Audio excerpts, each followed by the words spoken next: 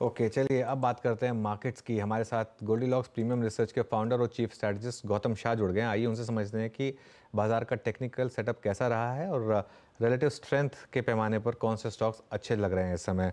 Gautam ji, good morning, बहुत बहुत शुक्रिया। आज मैं थोड़ा सा शुरुआत एक डिपार्चर कर रहा हूँ अपने नॉर्मल जो हम निफ्टी बैंक निफ्टी की बात करते हैं। इस बड़ी पीएसयू रैली के बाद पीएसयू इंडेक्स किस तरीके से दिख रहा है और जो लास्ट 2 दिन में करेक्शन आई है उसको आप किस तरीके से देख रहे हैं? गुड मॉर्निंग अनुज। देखिए, पीएसयू में रैली वैसे भी ओवरडन थी। आई थिंक सारे पॉजिटिव ऑलरेडी प्राइस में थे। एक ऐसा सिचुएशन आ गया था कि हर हर तरह के पीएसयू स्टॉक्स चलने लग रहे थे, काफी बड़ी मोमेंटम थी और चार्ट्स तो वैसे भी ओवरबॉट थे। In fact we saw multiple legs of divergence charts पे, और जब रैली पैराबोलिक हो जाती है, मेरा ये हमेशा से मानना है कि वो सस्टेन नहीं करता।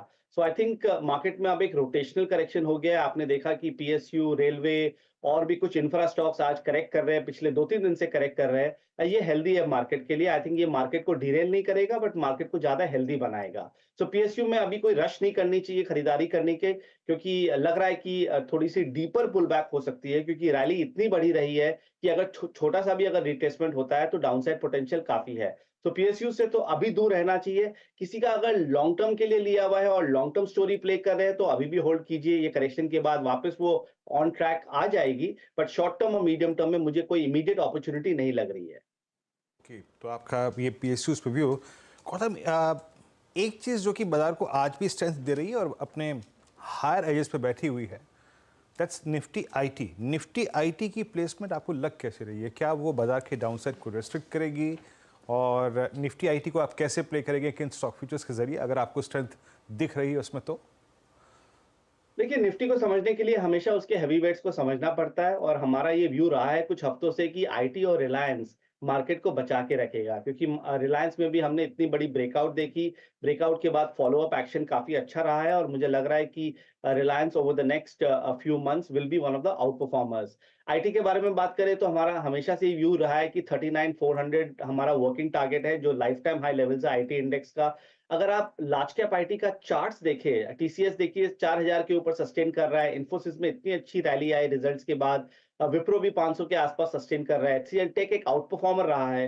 तो अगर आप रेशियो चार्ट्स के हिसाब से देखें, जो हमारा स्टाइल है काम करने का, आईटी और फार्मा मेरे हिसाब से यहाँ से बड़ी अपॉर्चुनिटी है, क्योंकि 21,600 700 इंडेक्स पे रिस्क रिवॉर्ड कई सेक्टर्स में अच्छे नहीं है, कई स्टॉक्स में अच्छे नहीं है।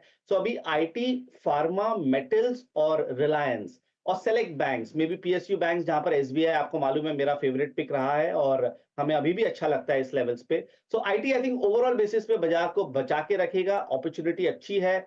होल्ड करके रखिए और हर छोटे डिप में इसमें खरीदारी कीजिए। इसमें यहां से भी मुझे 10 से 15% की तेजी लगती है on an overall basis. Okay, IT में तेजी लगती है। अच्छा, गौतम, सबसे बड़ी प्रॉब्लम जो मार्केट की रही है वो है बैंक्स, वो भी लार्ज प्राइवेट बैंक्स। यहाँ पर अब इस समय आप क्या व्यू ले रहे हैं? देखिए, क्योंकि लार्ज प्राइवेट बैंक्स का इतना बड़ा वेटेज है बैंक निफ्टी पे, तो उसके कारण बैंक निफ्टी तो चल नहीं पा रहा है, और 45,000 के एरिया पे अच्छा सपोर्ट है। एचडीएफसी बैंक को अगर आप देखें तो 1380 टू 1400 वहां पर उसकी लॉन्ग टर्म सपोर्ट है। हो सकता है कि वहां से वो बाउंस कर जाए, बट ऑनेस्टली अभी जिस तरह का मार्केट है, यहाँ पर आपको आउट परफॉर्मेंस में रहना है। आपको उन शेयरों में रहना है जो बाजार से बेटर चल रही है। तो बैंक्स तो अभी भी अवॉइड है। अगर किसी को बॉटम फिशिंग करना है लॉन्ग टर्म के हिसाब से, तो आप कर सकते हो, but don't expect short term medium term returns. हमारा फेवरेट अभी भी पीएसयू बैंकिंग स्पेस है, उसमें भी टॉप 3 नेम्स में ही फोकस करनी चाहिए, क्योंकि जो छोटे पीएसयू बैंक्स है वहां पर भी पैराबोलिक रन हो गई है। बड़ी तेजी वहां पर नहीं लगती है, but SBI, bank of Baroda और कैनरा बैंक हर डिप में लेनी चाहिए। यहां से और बड़ी तेजी आएगी। मुझे यहां से 20 से 25% की मूव आराम से लगती है, जो दूसरे बैंक्स में मुझे नहीं लग रहा है। ओके गौतम, अभी कुछ सीमेंट के नंबर्स बहुत इंप्रेसिव थे, लाइक फॉर इंस्टेंस एसीसी। उसके बाद हमने मूव्स भी काफ़ी अच्छे खासे देखे। सीमेंट पे किन किन स्टॉक्स को चेस कर रहे हैं आप लोग? सीमेंट का काफी अच्छा सेटअप है। इनफैक्ट हम जो लॉन्ग टर्म पिक्स देते हैं उसमें अल्ट्राटेक हमारी फेवरेट रही है, और अल्ट्राटेक हमारे लिए काफी अच्छा किया है, और यहाँ से भी मुझे लग रहा है कि तेजी बनी रहेगी। तो अल्ट्राटेक तो टॉप पिक है उस सेक्टर में। एसीसी और अंबुजा रिजल्ट्स के बाद इसकी मूवमेंट काफी अच्छी है, और मुझे लग रहा है कि दोनों लाइफ टाइम हाइस की तरफ चले जाएंगे। रैमको सीमेंट हमें काफी अच्छा लगता है, उस आई थिंक उसका चार्ट भी काफी अच्छा है, और यहाँ से अच्छी तेजी बननी चाहिए। सो सीमेंट ओवरऑल अगर आप स्ट्रक्चरल स्टोरी देखिए, क्योंकि एक वो रियल एस्टेट प्रॉक्सी है, आई थिंक इसमें स्ट्रेंथ रहेगी। बट अभी एक ही सिंपल टेक अवे है, अभी इस मार्केट में आप कुछ भी करें तो आप टॉप क्वालिटी में रहिए, टॉप 3, 4, 5 स्टॉक्स में रहिए, तो आपका पोर्टफोलियो बचा रहेगा, वरना पता नहीं चलेगा और कई जो B grade C grade stocks में बड़ी करेक्शन जल्दी से आ जाएगी और फिर उसमें एग्जिट नहीं मिलेगा। तो टॉप क्वालिटी में अगर आप ये सब सेक्टर्स में रहते हैं तो आई थिंक आपका पोर्टफोलियो सेफ रहता है। अच्छा, केमिकल्स यहाँ पर किस तरीके से आप क्लासिफाई करेंगे स्टॉक्स को, क्योंकि इस स्पेस ने बहुत पैसा बनाया लेकिन अब थोड़ी सी यहाँ पर करेक्शन आ रही है। अनुज, 2020-21 का तो ये डार्लिंग था, केमिकल स्पेस काफी अच्छी तेजी थी, कई स्टॉक्स मल्टीपैगर हो गए, ऑब्वियसली फंडामेंटल्स ने अच्छा प्ले आउट किया। बट अगर आप पिछले 18 महीनों में देखें तो इनमें कोई स्ट्रेंथ नहीं रहा है, ये सब कंसोलिडेशन फेज में है। दो स्टॉक्स हमें अच्छे लग रहे थे और जो अच्छा चले हैं वो है आरती इंडस्ट्रीज और गुजरात फ्लोरो। पर इसको अगर आप छोड़ के बाकी कोई भी स्टॉक को देखेंगे तो सब कंसोलिडेशन फेज में है, करेक्टिव फेज में है और अभी भी चार्ट्स अच्छे नहीं है। और इस मार्केट में आपको सिर्फ रिलेटिव स्ट्रेंथ लेना है, जो अच्छा नहीं कर रहा है उससे दूर रहना है, क्योंकि कहीं अगर निफ्टी में और डीपर पुल बैक आ जाती है तो ये सब स्टॉक्स इंपैक्ट हो जाते हैं। तो केमिकल्स अभी ओवरऑल बेसिस के लिए अवॉइड है, इसमें कुछ मत कीजिए। अच्छा गौतम जी, फार्मा में अच्छा पैसा बना, I mean stocks like Sun Pharma, Cipla, Lupin 52 week high, all time high. आज हम हेल्थ केयर में पूरा मूव अच्छा देख रहे हैं। आई मीन हॉस्पिटल्स ने बहुत, अगर आप देखें, अच्छी वेल्थ क्रिएट करी। ग्लोबल हेल्थ को देख लीजिए, आप अपोलो को देखिए। इनफैक्ट डायग्नोस्टिक भी एक इस बार अर्निंग्स के बाद अच्छा मूव दे रहा है। आप लोग फार्मा में, डायग्नोस्टिक में और हेल्थ केयर में, मतलब हॉस्पिटल स्टॉक्स में क्या क्या चेस कर रहे हैं इस वक्त?